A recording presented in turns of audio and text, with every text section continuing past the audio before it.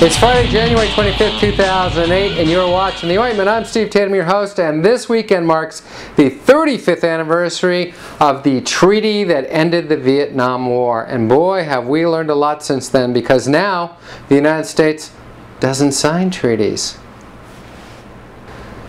Fridays here on the little show, I take a look back at some of my favorite stories from this past week, so watch out, because here they come.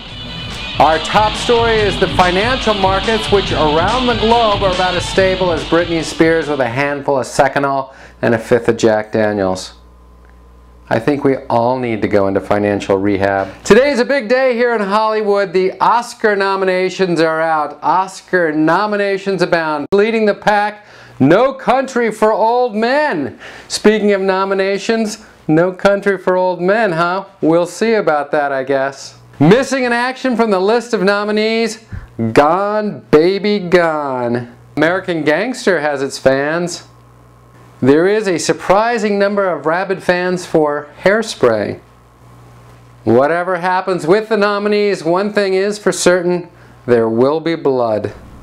In business news, Starbucks is trying an experiment in the city of Seattle, and Seattle only, so don't trample down your local Starbucks.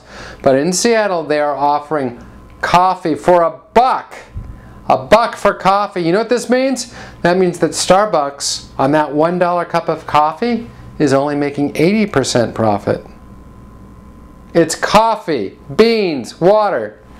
NASA has looked into the charge, and they have determined that the astronauts are not, I repeat, they are not boozing it up before they take off for outer space, despite charges that some pre-flight astronauts looked a little drunk.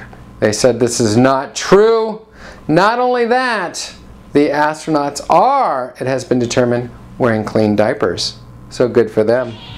And finally, I wrap up each week with my news quiz question. Today's question is about a decision handed down this week by the California Supreme Court. This decision states that even though California voters have approved the use of medical marijuana, employers can still fire employees for using pot. My question is, according to federal law, it's still illegal for people to use marijuana at work. However, it is legal to go to work, A, stupid, B, wearing Hawaiian shirts on Fridays, or C, for Ron Paul. That's The Ointment for another week. Thanks for tuning in. I'm Steve Tatham, and that's news. Have a great weekend, everybody.